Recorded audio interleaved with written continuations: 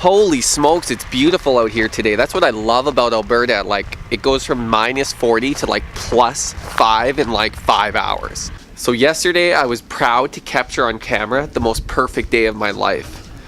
Today, I'm going to share with you some of my worst.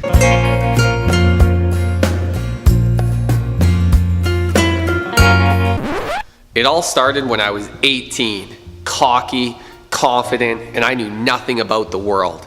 And I had the opportunity to head out for the summer to go work at Neil and Cindy Ishoy's barn.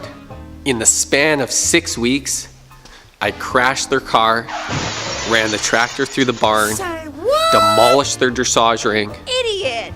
and busted their lawnmower. It was not the greatest time of my life. So I spent the rest of the summer paying off the damages to get the car fixed because I rear-ended somebody on the way home from the barn one day after work. No, you're so dumb. And that was like the most awkward phone call I ever had to make to somebody too. Like, Neil was in Toronto, they were at a horse show, and I had to call him up and be like, yo, I know I just started here like 2 weeks ago, but your car is jacked. Anyways, I'll see you when you get back. Have a great show. So what I learned that summer was that I was a shitty employee. You don't think? So I am now going to share with you some tips if you ever want to go and be a working student somewhere on how to be a good working student. This is how to not be a Steven, part 2. All right, let's go into my office and we'll carry this story on.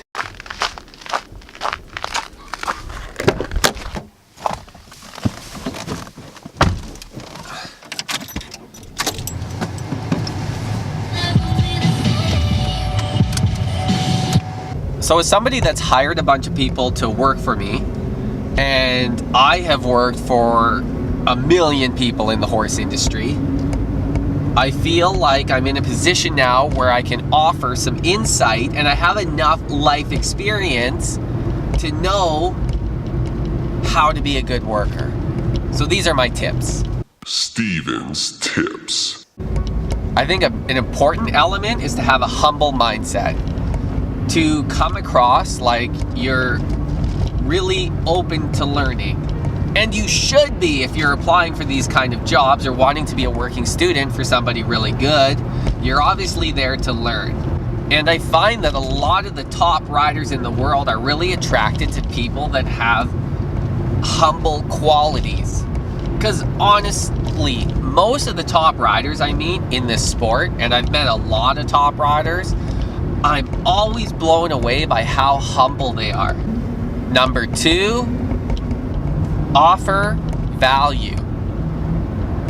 There's that famous quote about ask not what the country can do for you, but what you can do for your country. And I think it's super important to think about that when it comes to being a working student too. Even though you're there to learn, if you want to get into some of these top barns, provide value for them. Number 3, when you make a mistake, own up to it. If anyone knows anything about making mistakes, it's me. My life has been riddled with mistakes, and I have like seriously fucked up. I crashed an Olympians car, for God's sakes. So when you make a mistake, own up to it. Number 4, crap, I can never remember if I'm on 4 or 5. Put your own learning secondary. Sorry, I got donuts in my mouth. The fitness program is still going strong, even though I eat donuts. I know you're there to be a working student and to gain a bunch of knowledge, but you have to think about it from the top rider's perspective. You're there at the end of the day to help them first, and your learning has to come secondary to that. So if you follow all of those tips, even if you crash a car, crash through a barn, demolish the dressage ring. Listen, I demolished the dressage ring because I was harrowing their outdoor ring with a big tractor, and they had one of those chain dressage rings, you know?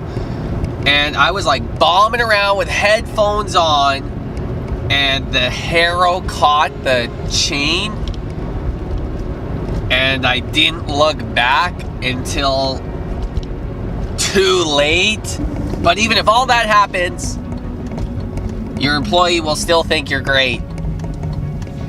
That's not true. They did not think I was great. I'm pretty sure they were very excited when I left. But that's the way life goes sometimes. It's not all fairy tales and riding unicorns.